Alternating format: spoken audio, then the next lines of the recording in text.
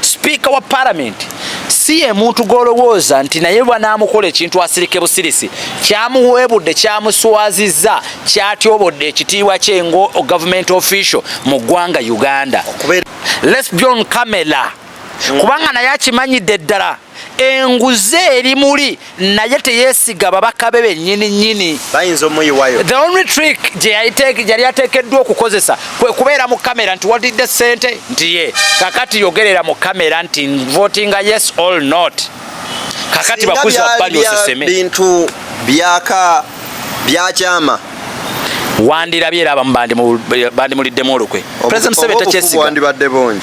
bwandibadde bungi ne President Museveni teyesiga abantu be bennyini n'abakebe tabeesiga byonna bigenda bwe bityo mu abantu bangi naye ate era tekijjaawo nti y'Obungereza bwe baya mu kusinziira ku bbaluwa gye twalabye yo yekwasi yataddewo nsonga y'amaki yanguzi batugamba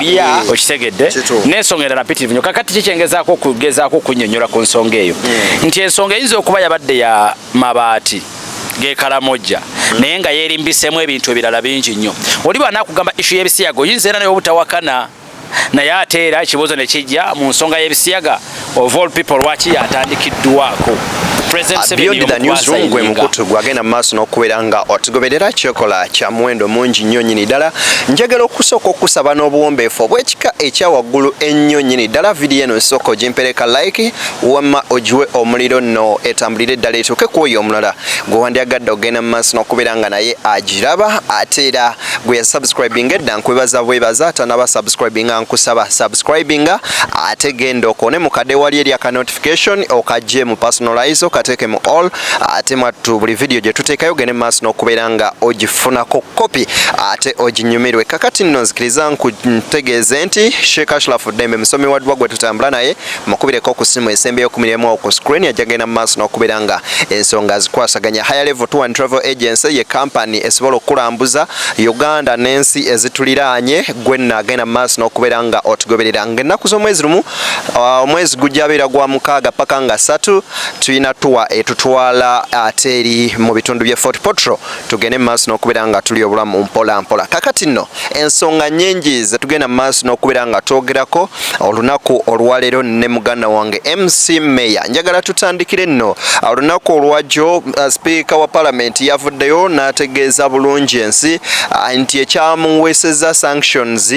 byabadde ensonga ya bisiyaga so si buli wanguzi nebuuza wa wano wetutuuse ng'ebisiyaga bikutte wansi ne waggulu mu basumba mu bakulembeze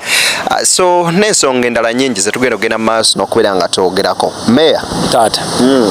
oli otya? Ndi bulungi mpozi gwe nate era neesiimye okuddamu okubeera ku mukutu guno. Amiina.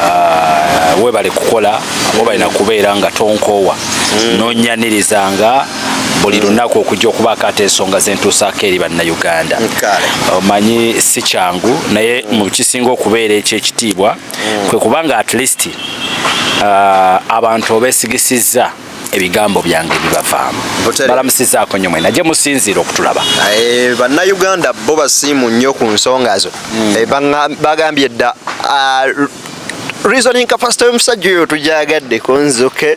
then katugenda maaso n'okubeera nga tukwasaganya ensonga. Meya ku nsonga ya speaker okuvaayo okugamba nti sanctions ze bamutaddeko za bisiyaga okyogerako ki si kwebuzaabuza ng'afuka anaaba okusookera ddala nze nga nze omu nakugambye n'olunaku lwajjo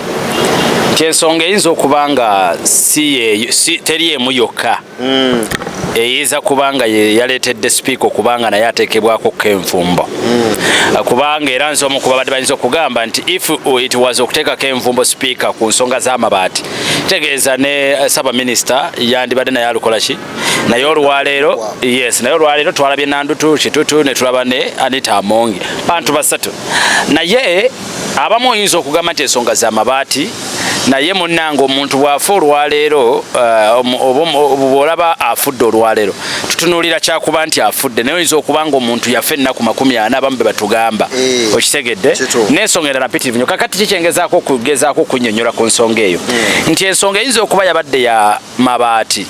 g'ekalamojja naye nga yeerimbisemu ebintu ebirala bingi nnyo oli bw'anaakugamba ishu y'ebisiyaga oyinza era naye obutawakana naye ate era ekibuuzo ne kijja mu nsonga y'ebisiyaga of all people lwaki yatandikiddwako.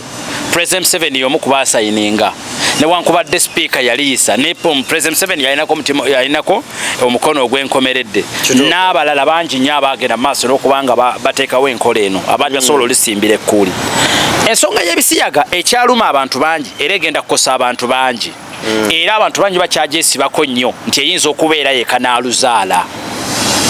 Okategere bulungi ensonga y'ebisiyaga ekyaluma abantu bangi naye ate era tekijjaawo nti y'Obungereza bwe baya mu kusinziira ku bbaluwa gye twalabye yo yeekwasi yataddewo nsonga y'amaki ya nguzi yakulya bintu by'abantu bakateeyamba eby'abanaku abawejje. Kati gwe speaker wa parliament yegwavaayo n'otunyonyola nti munnaye bataddewo lwannogu kubanga wayise etteeka eriwakanya obufumbo obw'ebikukujju. Okitegedde ekintu ekyo andi kyotayinza kubanga owakanya n'agamba nti munnayuganda nyinako engendo okunnyonnyolako negamba nti abasajja abali emabega w'ekye tuwandiise ebisiyaga be basajja abatudde ku Namulondo esalawo who is going to be the president mu ggwanga mu mawanga ne mu nsi yonna okutwaliza awamu. Be bateekerateekera amateeka ensi kwetambulira, be bateekerateekera ensimbi obuzito bwayo, be bateekerateekera enzikiri, be bateekerateekera buli kimu. Omuntu kyayinza very good omuntu kyayinza okubanga ayinza obutakkiriza naye for information bwe tunaagera mu maaso n'okubanga tumalira ojja kuba otegedde. Lwaki nkugambye bwe ntyo? Bano abasajja ekidiinidiini kino nze yagira kidiinidiini oba ekyoyo kibali mu kugezaako okuplantinga eky'obisiyaga tageti yaabwe eri beyond eri endowooza z'abantu oba entegeera y'abantu. Kyova olaba banyiigira nnyo oyo yenna agezaako okwekiika mu makubo gaabwe okugezaako okuwakanya enteekateeka yaabwe gye bagezaako okuplantinga in society. Kyova olaba nti bannayuganda they are still receiving a lot of repercussions ezigenda okuva mu ekyo omukulembeze w'eggwanga kye yateekako omukono. Era waliwo abazze boogera enfunda eziwera nti mu ggwanga Uganda fine baali sayininga gwe walabye ani gwe basiba naye olowooza tebabirya. Yes, the impact or the point teri ku kyakuba nti President Museveni tasibye bantu ba amateeka tegasibye bantu. The point eri nti mu ggwanga Uganda etteeka lisoma ki? Kitegeeza naawe oba bikola oba terikola but etteeka ligamba ki? Kitegeeza naawe ogenda kikola ng'okikolera mu nkukutu. Abantu bakimanyire ddala nti obutemu bubi naye era bakyatta abantu, obubbi bubi naye bakyabba, enguzi mbi naye bakyabba. Era mu ggwanga Uganda nti omuntu singa okwatibwa ku butemu era osibibwa. The same thing ku bisiyaga nti abantu bakimanyire ddala nti kibi newankubadde mu kyalo abakikola ki? Abakikola. Kakati speaker olwaliro kera ku makya n'akugamba nti olwaleero ensonga yeekuusa ku nsonga ya bisiyaga naye oyinza obutamuwakanya to a greater extent again to a smaller extent olwa points z'anaaba ageze mu maaso n'okubanga akuwa. Okwekaza nako weekuli kubanga speaker wa parliament si ye muntu gw'olowooza nti naye bwanaamukola ekintu asirike busirisi kyamuweebudde kyamuswazizza kyatyobodde ekitiibwa kye ngo government official mu ggwanga Uganda okubeera nga bamusibidde. Yes. Okubeera ku safe side she had to come naye aleete point esobola okumudefendinga okumusigaza ng'afuna kye twandise sympathy eri akabondo k'abantu abamu abadde balowooza byamabaati because olwaliro abantu abamukkiririzaamu baswaziddwa. Ayina okukomawoko ne point ekugamba nti ensonga teyabadde ku mabaati, ensonga yabadde ku bisiyaga. Tutandike okuli abagamba wamma okunoonya sympathy mu bantu nakyo kisobokera ddala okubanga yabadde sympathy. Naye ng'ensonga y'ebisiyaga yo ekyaluma nnyo era ekyakoseza ddala abantu bangi. Bwe tuddako emabega Kyagulanyi yali aliko obweru w'eggwanga yagenda okudda n'atutegeeza nti asanze ku mutimbagano nga kuliko okwekalakaasa okugenda mu maaso kwa anti-corruption. Era nga mu ebyo omukungu omu ate era munnakibiina kya National Unity Platform Mathias Mpuuga Nsamba akatiba nga kamukotte nga alya emiliyoni meka? 5. Bwe yavaayo n'atekinga action Parliament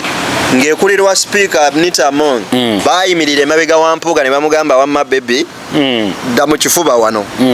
Ekiraga nti baali basanyukira bw'okuba mpuuga oba okubye palamenti kati ako tekajjaayo nti n'ekyo kyennyini kijjukiza bali eri okumusiba akalipaako bw'okuba mpuuga palamenti oba ogikubye oba okubya Anita Amongi kyoyagala okugamba Anita Amongi y'empuuga nkiddamu oba mpuuga ya Amongi buli lw'okuba ekintu ekiyisiddwa palamenti oba okubye palamenti buli lw'okuba ekintu ekiyisiddwa ekibiina kya NRM oba okuba kibiina kya NRM nga ne pulezidenti wammwe omutwalidde kitegeeza they had to stand n'empuuga in all means okulabika nga vvuunuka ekintu kyayitamu because billion emu ne 0.7 was it 1.7 yayisibwa palamenti and which parliament ekulirwa Anita Amongi kitegeeza singa okeera ku makya n'omugezaako okumupulinga out omuggyemu oba okubye butereevu era ng'olaga palamenti obunafu bwayo ne palamenti erina okusitukira awamu okugezaako okulaga nti erwanira wamu obutagirabisa n'obutaswaza kifaananyi kyayo oba ntegerekese bulungi so obuli bw'enguzi tebutandikira wantu walala wonna butandikira ddala eri abo abateekerateekera eggwanga and who are those people abateekerateekera eggwanga they are the leaders abakulembera ensi gwe omuntu wa bulijjo nga todaba kuyingira walala wonna wonna the leaders naddala ba politician abateekerateekera ensi enguzi weetandikira naye ng'ekisinza okubeera ekyobulabe palamenti wano mu ggwanga Uganda palamenti ya Uganda yes yesibukamu enguzi mu ggwanga wano era neesomesebwa ne mu masomero naffe abalala abali eno ne tugitegeera palamenti yeeyisa amateeka palamenti yeeyisa emisolo palamenti yeeyisa buli kakiiko koolaba akali mu byalo eyo palamenti yeeragira kino kibe ne kitaba palamenti buli kimu yekivunaanyizibwako era ensonga lwaki tuze tugaba bannayuganda nti olwaleero kyandibadde kikola amakulu bw'oba oli wakulonda omubaka wa palamenti omubaka wa palamenti yaani omubaka wa palamenti olina kulonda mubaka gw'okakasizza ddala nti gy'omusindika ajja kukolerayo ebyo yes era bwe tumala okubalonda ensonga lwaki bajjako amasimu abamu n'okubatuuka ne kubeera kuzibu wali baba bagenze mu University of Understanding batandika somo ddala okwawukanako ne kw'eryo lye babadde batusuubiza nga banoonya akalulu eddala ery'okuyiga okulya enguzi naddala singa oli aba agenze ng'ekyamututte takitegedde ate n'abamujja kubanenya kitono olwaleero palamenti erimu babaka 5 plus munnange gwe ne bw'onojja ng'olina empisa ezifaanana bizitya nga wakuli mutabani wa Faazo oli mutabani wago oli mutabani mutabani wa Seeka mutabani wa Pastor olwaleero abasajja b'ogenda okukoleramu baluvu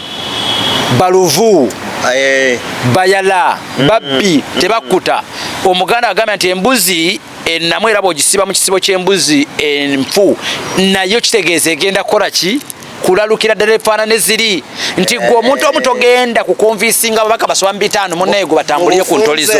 yennyanya emu envundu gye basudde mu kisero ky'ennamu zonna egenda kuzivunza